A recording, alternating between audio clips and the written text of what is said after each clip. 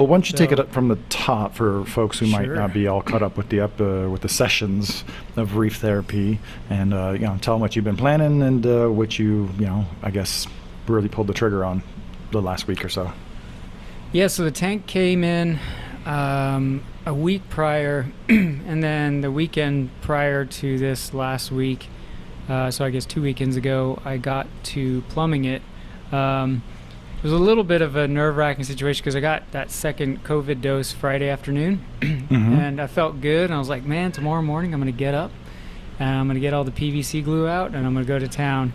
And then that night, I had like a 101 fever and Ooh. aches all over. And I was like, and my first thought, is, well, crap, this may impact my ability to plumb my tank, right? But by morning, I was back to normal and ready to go. So I It's spent the funny weekend. how long you're in a holding pattern, waiting for the tank to arrive.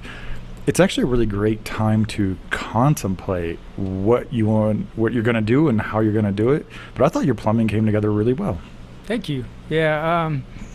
Yeah, there's a lot of stuff that I contemplated doing while I was waiting on the tank, and then when it actually came to doing it, I've got like all these boxes of things. I'm like, I'm not going to do that. Magnetic actuated things to turn on the lights in the stand, when you open the door and all that. And then when it came down to it, I was like, I don't feel like doing all that. I just want to get to plumbing, and so I did that.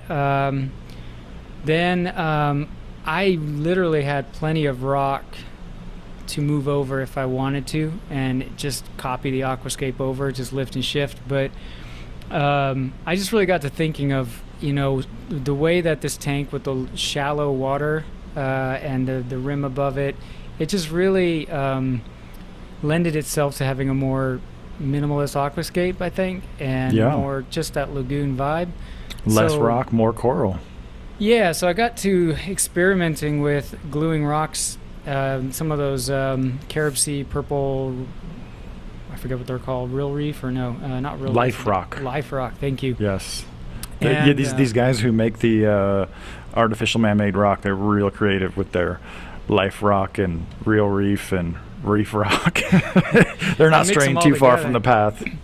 But I like that stuff because it's already purple, so it's not like when you mix old and new rock, now you got this stark white rock with this coralline encrusted rock, right? And then I tried this thing I saw on YouTube where you use this super thin, runny super glue.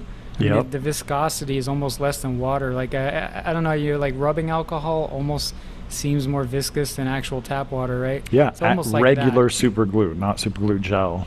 No, this is even runnier than the regular Home Was it Depot. was it called something else?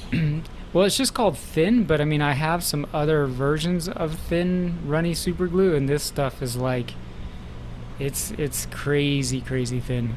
It's like it's almost cut with something. But so what I did is you put two rocks together and you dump a bunch of oolite sugar-sized sand in the crevice in between, and then you just squirt this super glue in, and the sand wicks it in, and it instantly sets.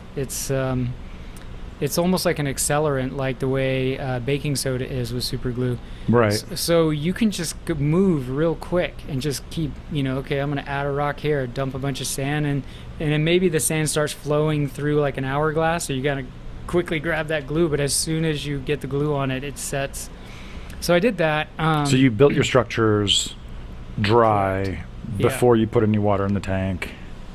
Well, no, that was while it was filled with tap water, and I was running the tap water filter. And then I didn't throw the rocks in until I threw the salt in.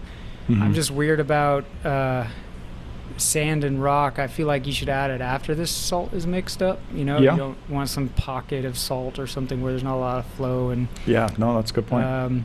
but yeah, then that was during the week, and then I think Thursday night I put in a tester coral. Nice little indicator. Yeah, the coral canary in colony. the coal mine, which I mixed the salt that morning and put the rock in that afternoon, and then that night I put a tester coral in. None of this like waiting 8 years to put life into a tank. And I woke up the next morning and that thing was polyped out, like, hey, I'm good. So then I just said, all right. And the plan was to move more corals over the weekend, but then you're just sitting there like, I'm gonna go downstairs and grab another coral. I'm gonna go downstairs and grab another coral. And the next thing you know, Friday night, like everything was in there except the fish and the clams. I didn't, I wanted to wait on those guys a little longer, but then I moved those guys over Saturday, and everything's just gelling. And so you set up your tank over the course of like 3 days? Yeah, and I moved the sand, which everybody thinks is a horrible idea. But I don't have a deep sand bed, right? I just have like a half-inch crushed coral bed, and I rinsed it in some old tank water, and I want all that crud and all those pods and everything to move over anyway. I'm not worried about hydrogen sulfide or any of that crap. So, and everything's looking, knock on wood, good. You don't have to knock on wood, man. This is what, the 20th reef tank you've set up in your career? Yeah, I don't like to push Murphy's Law, around. You never know. But Murphy did bite you. He did. Tell us what happened there. So a couple of things. When I was moving my dosing pump, the dosing pump dripped on EB8 power strip, and that started to fizz. And by fizz, you mean like electrical fizz? Yeah, I got that guy fixed. I was able to take it apart and get any residue out, and it's working again. The EB8 behind me, that was fried a long time ago. And then I had, you catch all your fish, but my orchid dotty back was hiding in a rock, and he got crushed. And that was my daughter's favorite fish, so I was sad about that.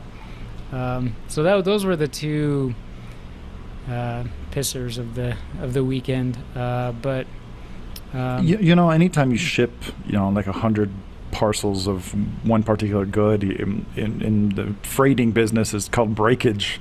You just expect that, right? You ship 100 corals from the other side of the world to America or Europe.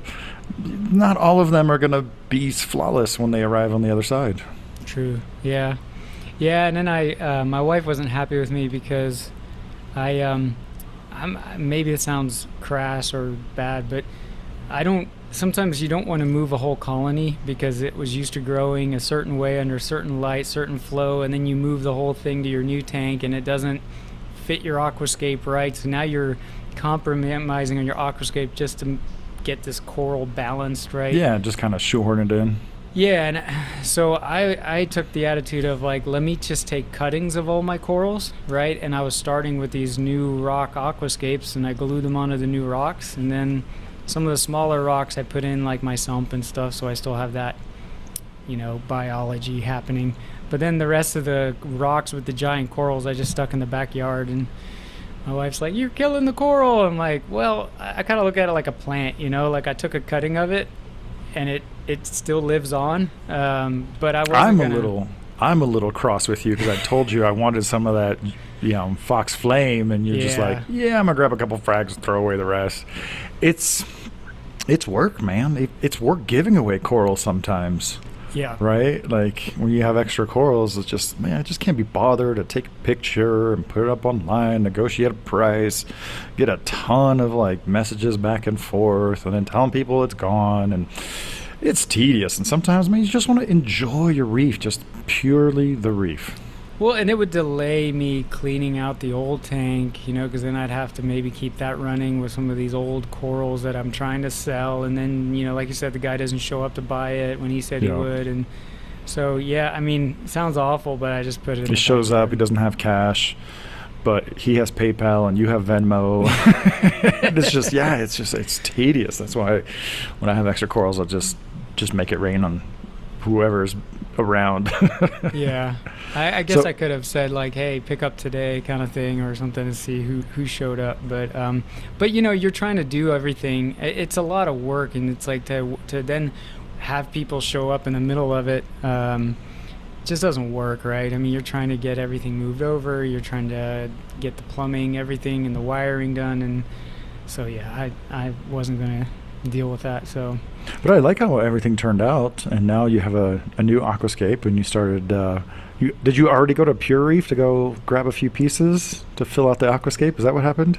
No, like I've been saying to you, I've been on the hunt for. Well, it's kind of so. You ever spend You ever end up spending like the money that you weren't planning on spending on your reef, and you just kind of feel sick to your stomach about it for a day or No, two? no. So I feel sick to my stomach about the things that I didn't get. yeah, that's true. That's a worse regret. No, so two kind of wish list things that I wanted to do with this tank. One is I just certain corals that I'm on the hunt for, but I was telling you, maybe not in these chats, but in private, that I've just been on the hunt for a semi-affordable trachea, open brain coral. One with a lot of potential, but reasonable price. Yeah, I mean, when you're getting into the $300 price range, I just can't justify that. Plus, I think those corals are harder than people admit. So yeah, we used to think of them as beginner corals. I think they're harder today because we have so much flow and so much light and aggressive filtration, right? I think Trachophilia is probably one of those corals that just really thrived more when we had less flow, more subdued lighting, and we're just mostly doing water changes but not aggressive on everything. I'm having that same issue, and we already talked about this with shrooms. Like I don't know what it is. I think my reef tanks and my reef holding systems, they just have a grip and flow, and it's just really hard to get shrooms super happy unless I find like a perfect corner or have it like in the flow shadow of another coral. And so yeah, I totally see myself setting up either a section of one of these coral flats or a totally separate tank just for shrooms. And I think that's what's happening with the Trachophilias, because they used to last forever, and now we're killing them with kindness. Back when we had like Maxajet power heads and VHOs, they were like, this is nice, Yeah. And now it's tons of par, tons of flow. Yeah, so I saw one online for half that price, and I was like, well, that seems reasonable, so I bought it. And they had an interesting plate coral that I don't know if I got close on the Latin name. Okay, you did. All right, you got good. it. Of course, now I've already forgotten the genus. Lobactis. Yes, there it is. So there's a disc coral, plate coral, very common in Central Pacific. It also ventures into Indo-Pacific.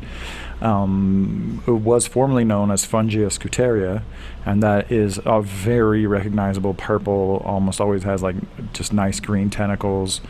And that used to always be like a $40 to $60 coral, which, in the wrong hands today, that might be like $300 to $800. Who knows?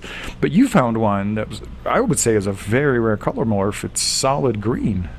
Yeah, it was from the same vendor. It was actually more than the trachea, but it just it had a cool. All right. So you got a small trachea. How much was that? That was about $150, I want to say. Ooh, yeah, they weren't giving that one away, and it's like 2 inches max. It's a button. Yeah, it's, like it's a little tiny ball. And the Lobactis was more than that. It was 200, and I mean, it, as a fellow fungid lover, like, that's premium pricing. I wouldn't say it's totally out of line. That coral, Lobactis scuteria, I've seen just a handful of them that were solid orange, which is psycho when you consider that nearly all the orange disc corals that you see are cycloceras. So seeing a neon orange one was crazy. But then also, I compared notes with a buddy of mine, and all the orange ones died. All 3 to 4 that we ever came across. It was very crazy. But you got one that was solid green, and I would say that is a legitimately rare coral. A solid green Lobactis scuteria. But if you want to do some image searches to compare Fungia scuteria, you'll find all kinds of studies because it's super common in Hawaii. Interesting. Yeah.